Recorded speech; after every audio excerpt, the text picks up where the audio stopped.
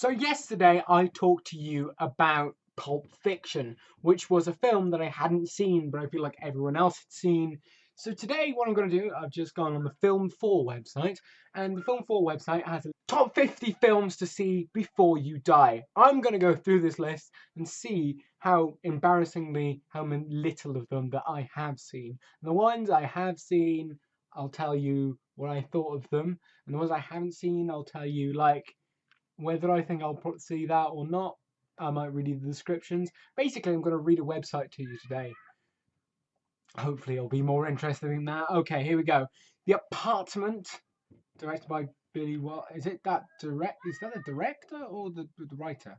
I'm going to assume the director. Yes. The Apartment by Billy Wells was released in 1960. I've not seen this. It is the winner of 5 Oscars, 3 BAFTAs, and 3 Golden Globes.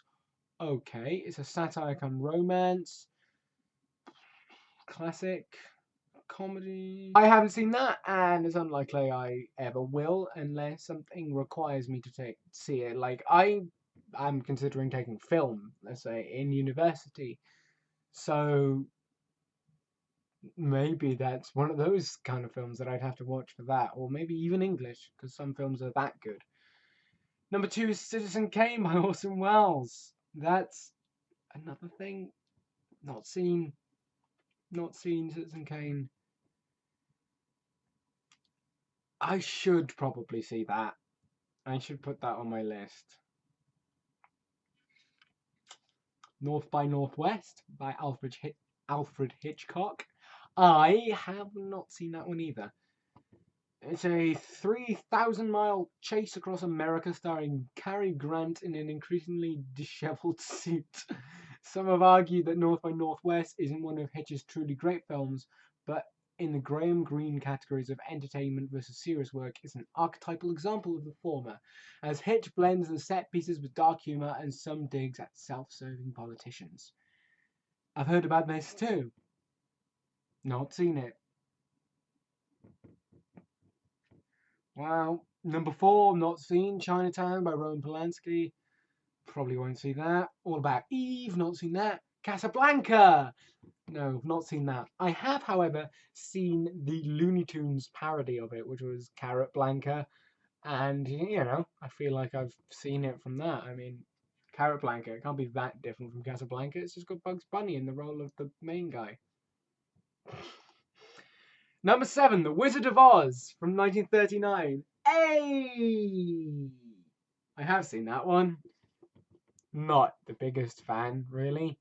I mean, I can see how it's really, really impressive for the time, but I'm just not big on The Wizard of Oz. It's not my favorite musical. It's not my favorite film adaptation of a musical. Well, there's a film first, isn't it? But yeah. 2001, A Space Odyssey. Stanley Kubrick. It's directors, because Arthur C. Clarke wrote this. I know that because I've seen 2001. 2001 was in fact on my top 10 list, I believe, of favourite films. 2001 A Space Odyssey is a beautifully shot sci-fi film from 1968. It is gorgeous. It's the effects still look great to this day. It is one of the most dark and just really atmospheric films I have ever seen. The score is wonderful. The way it's shot is wonderful. The storyline is great. HAL 9000 remains terrifying. And it's just generally an amazing sci-fi film. And if you haven't seen it, see it. Do that. Oh, God. Number 9, The Black Narcissus. Nope. Not seen that either. What's that about?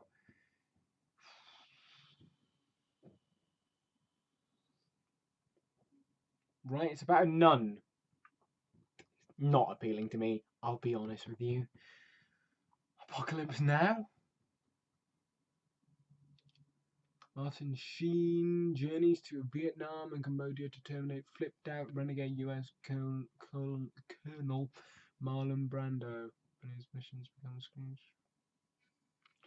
Oh, so Apocalypse Now is the film with the line "I love the smell of napalm in the morning" comes from. Oh, right, okay. I'm not a big war film fan. I've not watched many war films because they don't particularly interest me, but I might check that out, maybe. It's about Nam. I fear it's going to be a bit America, fuck yeah. Ugh. With Nail and I. Ooh, they say here, is it the best British comedy ever made? Possibly. A masterpiece, unquestionably. Two unemployed actors go on holiday by mistake in Bruce Robinson's classic Hymn to Wastrels. Richard E. Grant is on a career-making form as the Hamlet-spouting, lighter-fuel-chugging Withnail, optimally juxtaposed to Paul McGann's more recipient eye. And that's got Richard E. Grant and Paul McGann in it. You know what? I'm definitely going to write that down. One Flew Over the Cuckoo's Nest. Nope, not seen that. It's got Jack Nicholson in it. I know it won lots of Oscars. I know that. I think there might be a book too. Is there a book? I don't know. But yeah, no, Jack Nicholson. He's an actor. He's quite a good actor. But no, not seen that film at all. Maybe I should see that. It's depressing and exhilarating. Well. Number 13, Alien. I have seen that. Alien, directed by Ridley Scott, starring Sigourney Weaver as... My God, what is her name? Ripley. Starring Sigourney Weaver as Ripley, this character who is on a ship called the Nostromo. Is it the Nostromo? Is that what it's called in the first film? Is it called the Nostromo? I'm really worried I'm thinking of Prometheus. Which, no, surely it's called... Is that called... I think it's called the Nostromo. I may be wrong. I apologise for like huge Alien fans if I am wrong. This was on my favourite films list. The series in general is a great series, but the first one is the best. It is your basic base under siege thing. It's stealthy, it's terrifying, it's wonderfully made. It relies on tense atmosphere. It makes you be worried. It's jumpy, it's great. I just really love Alien, and I think it's a fantastic film. And yeah, you should watch Alien if you're a fan of sci-fi again. No, this is the sci-fi ones I've seen. It's the sci-fi ones. And, well, debatably Wizard of Oz is sci-fi. Pulp Fiction by Quentin Tarantino. Well, I've seen it now. What's the quote you've got here? The quote they've got from Pulp Fiction on the site is, that's when you know you found somebody special. When you can just shut the fuck up for a minute and comfortably enjoy the silence. Yeah, it's really good. Watch Pulp Fiction. I talked about that in yesterday's video, so do that. Watch me talk about it then. Pulp Fiction. Fantabidozy. Great film. I really enjoyed it. Number 15, Back to the Future. All the ones that are on this list are in like my favourite films list, so that's good. Back to the Future. If you haven't seen Back to the Future, what the hell is wrong with you? It is a classic.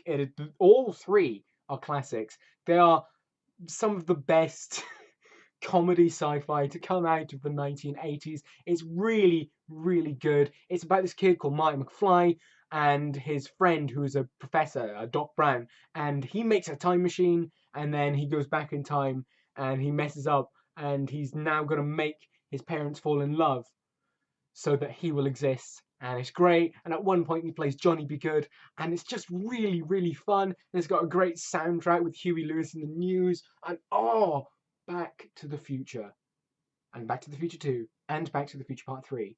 Watch them. Just watch them. Watch them in order. Watch them straight after each other because they do flow. They flow perfectly. They seem like they were written specifically, especially 2 and 3, so they just flow continuously. It's wonderful. I love it. I love it. Back to the Future 3 is just great because it's set in the Old West. It's a sci-fi film in the Old West. It's great. Fanny and Alexander. Winner of 4 Oscars, Ingmar Bergman's fantastical family saga follows a year in the life of a young Swedish boy at the turn of the 19th century. Visually dazzling, endlessly thought-provoking, despite being over 5 hours long. Utterly... over 5 hours long. Moving along. 5 hours! What would possess you to make a film over 5 hours? I don't even think Peter Jackson would do that. No, he'd totally do that. I think his company's telling him not to do that. He'd make The Hobbit into one film if he could, and it would be the length of all three. Double Indemnity by Billy Wilder. It's a film noir.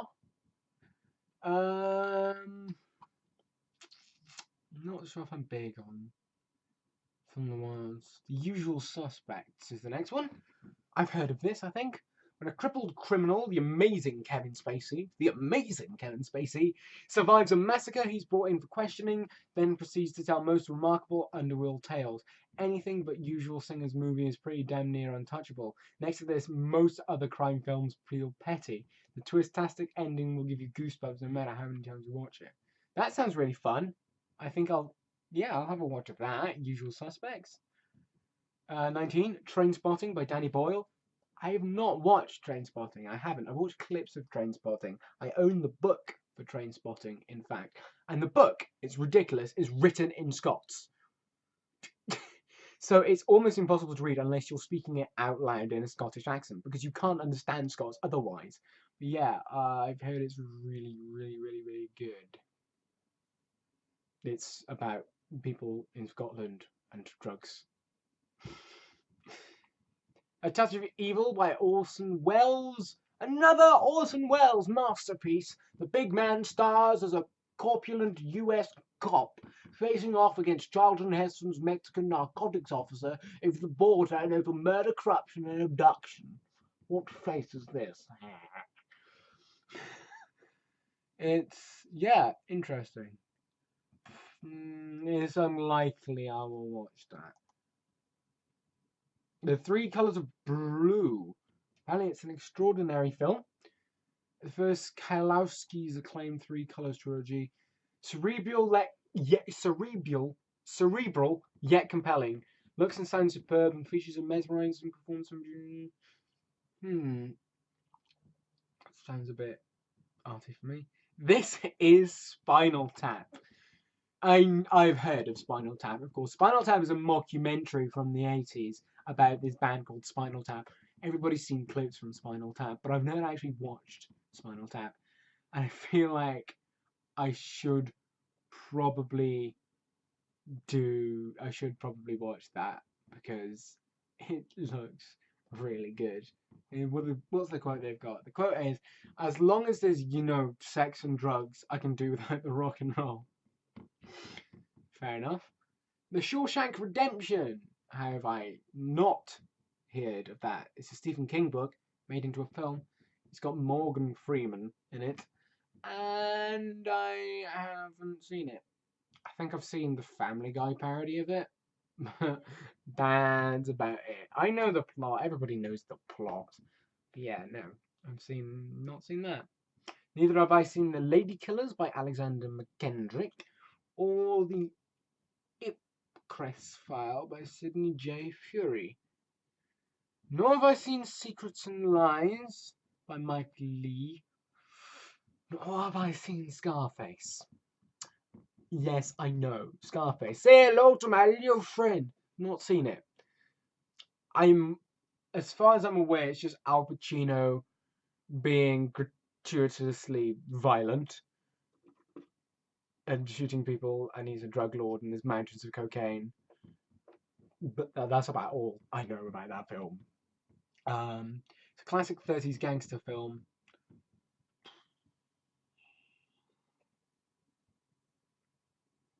Set in the 1980s. Yeah, it seems really fun, actually. I should probably see that. I just described Scarface as fun. Not fun, but I feel like it's definitely one I should see. Like the others, I feel like, yeah, I can skip that. Like the 5-hour long art films. No. But yeah, Scarface, it's referenced so much in popular culture that I feel like I really should watch that. Next is The Royal Tenenbaums by Wes Anderson. Now, I've only seen one Wes Anderson film, and it was my favourite film of this year. That's Grand Budapest Hotel. It's fantastic. I highly recommend you check it out. I fully intend to check out all of Wes Anderson's other stuff, just to see if it's at least a little bit as good as Grand Budapest Hotel, because Grand Budapest Hotel is mind-blowingly fantastic. And if you have the chance to see it, see it. Like, you can download it now. Go do that. Go download Grand Budapest Hotel. You will not regret it. It is one of the funniest films I've ever seen. It's really, really, really good. I think it's probably my favorite film, maybe. I don't know. It's competing with, like, Ferris Bueller's Day Off for my favorite film. So, yeah, watch Grand Budapest Hotel. The next one is The Terminator by James Cameron. I have seen Terminator. Who hasn't seen Terminator? Terminator is an action film in which Arnold Schwarzenegger is a robot and he's protecting a child and he's shooting things and it's awesome. And then This Sporting Life by Lindsay Anderson. It's about rugby league, right? I'm not terribly interested. Rugby league. Really? I know I'm Welsh, but I'm not that into rugby. Okay, film from 1919, directed by Jonathan Demme. The Silence of the Lambs. I have seen The Silence of the Lambs. I adore The Silence of the Lambs. So atmospheric, so good, and Anthony Hopkins as Hannibal Lecter. You couldn't ask for anything better. He won an Oscar for his role in Silence of the Lambs. He was in Silence of the Lambs for 14 minutes. 14 minutes. He was in Silence of the Lambs for 14 minutes and he won an Oscar. That's how good the Welsh are at acting. Hello, Clarice. Oh, good God. Okay, the next film is called Sexy Beast by Jonathan Glazer, and is that who I think it is? Oh God, right. It's a Brit gangster flick, but it's something really special. Oh God, the picture they provided is Ray Winston topless. Okay, so it's about a gangster thing. Guy who's quitted being a gangster, asked to do one more job. Looks quite funny, actually. You've got nice eyes, Dee Dee. Never noticed them before. They real? That's the quote they provided. That looks quite good. 2000. It's a modernish film. Yeah, might watch that. Might watch that. The King of Comedy by Martin Scorsese. Not seen that.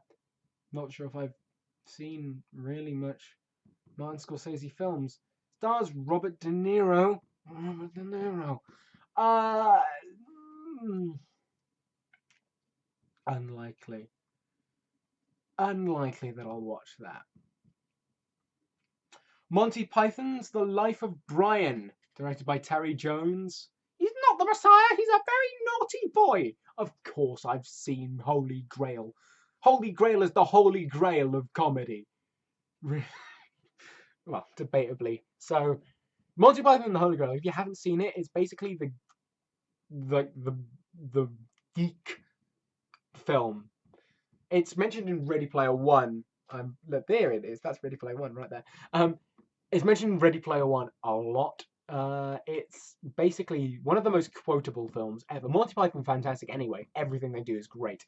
But Meaning of Life is so quotable, so brilliant. It's a great take on religion, and it just takes the mick, but also isn't really that disrespectful to any particular religion. I think it's just really funny, really well done, and it has a great message as well. Fantastic ending song. Always look on the bright side of life.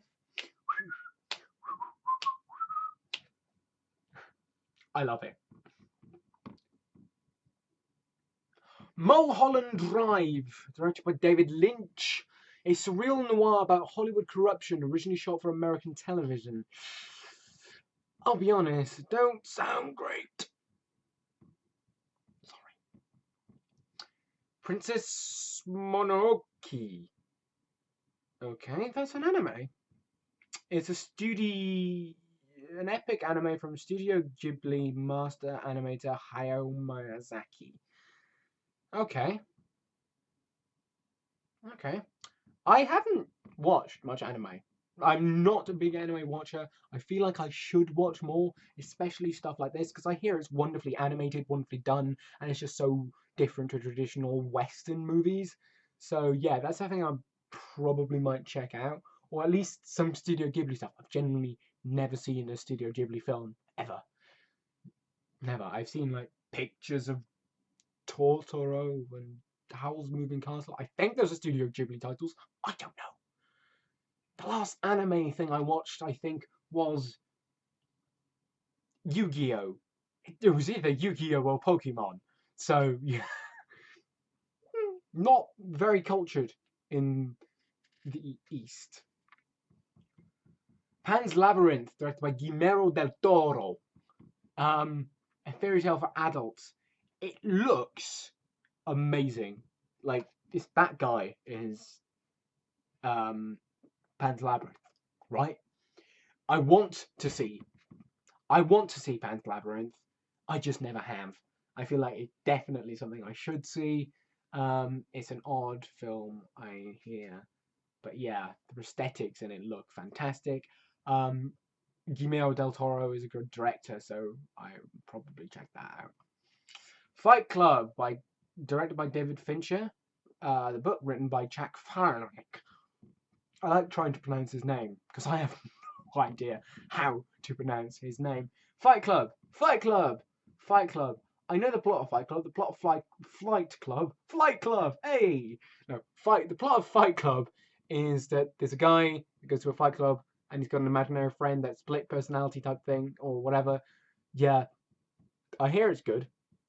I'll probably watch Fight Club at some point. Fight Club is one of those ones that I think I won't be able to avoid for so long because it's one of those things that are on TV a lot as well. So there's a chance I'll just catch it. But yeah, Fight Club, hey. Ooh, next one is Doctor Strangelove or How I Learned to Stop Worrying and Love the Bomb, Stanley Kubrick. I really want to see this film. I've heard that Doctor Strangelove is really, really funny. It's a black comedy about like the Cold War, I think, and it sounds really good. The quote they provided is great. Gentlemen, you can't fight in here. This is a war room. Okay, yes. Okay, I'm probably definitely going to watch that. Doctor Strangelove. Is that on Netflix? I can't imagine it is. I'm going to look that up. I have a Netflix now. Like, I subscribe to Netflix. I pay for it myself. So, I may as well use it as often as possible. That's my excuse. And I'll stick to that excuse. I will stick to that frivolously. Is frivolously a word? I don't know. Let me search. Doctor Strangelove.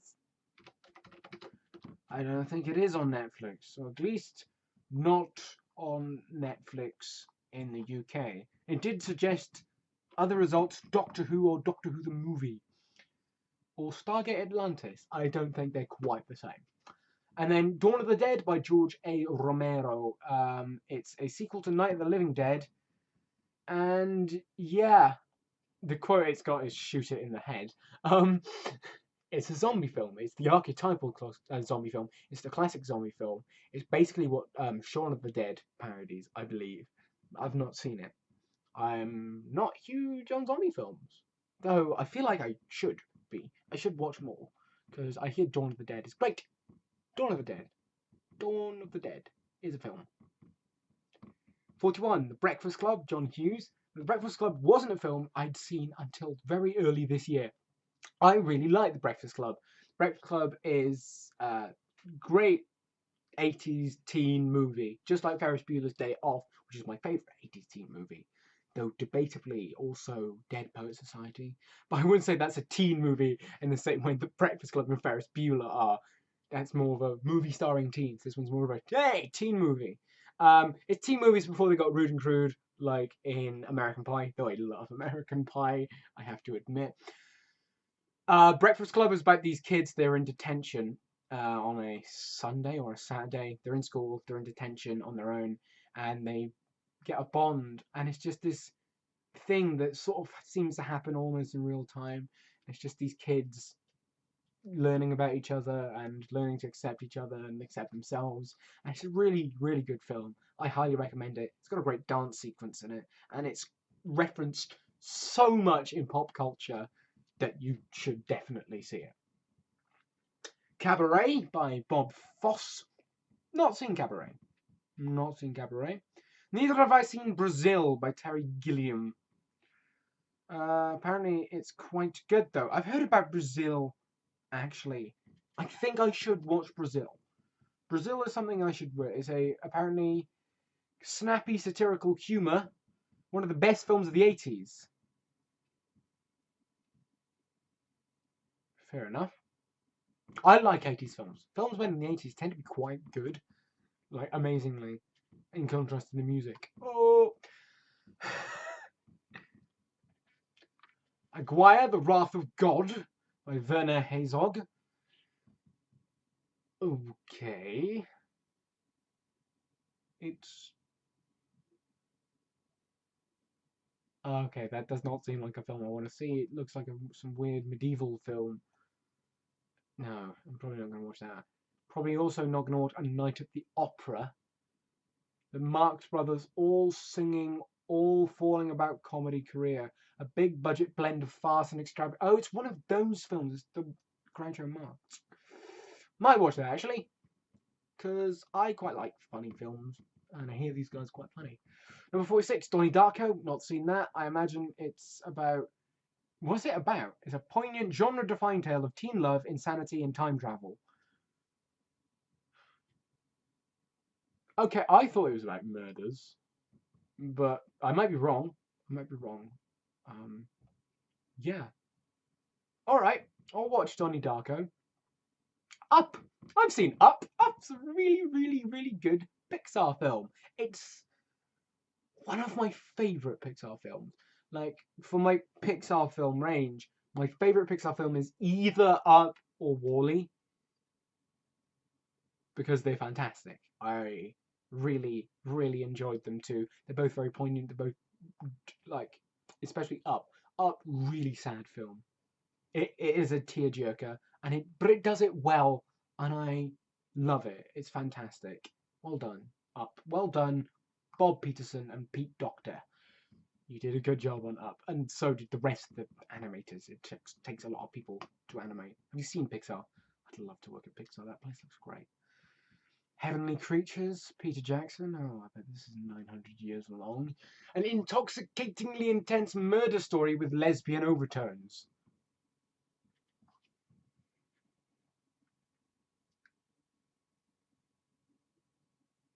Well, that's just sold the film to me. I think that description. Yep, I'll watch that. Pink Flamingos, John Waters. Apparently a breakthrough movie for Baltimore and drugs, copulence, campery, dog, egg, eating drag queens. It's all here. Oh, I'm confused. I don't know what's going on there. Unlikely I'll see that. Doesn't strike me as something that I definitely want to go see. And Raising Arizona. Nicolas Cage stars in it. Well, I want to see that. It's about a redneck who... What? Right, I think it's apparently a comedy of errors, directed by the Coen brothers. You want to find an outlaw? Hire an outlaw. You want to find a Dunkin' Donuts? Call a cop. Fair enough. And that concludes the list. That was 50 films that I either have seen or hasn't seen. There are some films on there that I think that maybe should be on that film list. For example, Ferris Bueller's Day Off is just the most feel-good film ever. Though, I did watch a film for the first time that everyone else had seen, but I hadn't today. And that was Forrest Gump. Yeah, I hadn't seen Forrest Gump until today. I watched Forrest Gump today, alright? I've even been to Bubba Gump in New York. I went there a few months ago and I had shrimp and it was delicious. But yeah, Forrest Gump was really good. I wasn't expecting it to be that amazing. I thought it'd just be quite a good comedy starring Tom Hanks. But no, it was touching. It was beautiful. It was well done. It was fantastic. I'd give that 5 out of 5 stars. Forrest Gump should be on that list. Another film that should be on that list, Dead Poets Society, as I mentioned earlier. Wonderful film. Robin Williams being a serious actor. Like, not being, like, the genie in Aladdin. He's being, like, something quite serious. And the film is really good. The film it reminds me why I love English literature. The film was fantastic. The film makes me want to be Robin Williams' character. I want to be his teacher. It feels very nostalgic. It's wonderful. I really like that. So that concludes my video for today. Now my recording is half an hour long. I suspect I might edit out a lot of this. But yeah, sorry that this video is long, but I'm catching up. I'm catching up. This is going to take a hell of a long time to edit and upload. See you guys tomorrow. Maybe. Actually, it's very unlikely that I will see you guys tomorrow because I am in Blood Brothers for the next 2 nights. But I'll try to make videos if I can. Anyway, goodbye.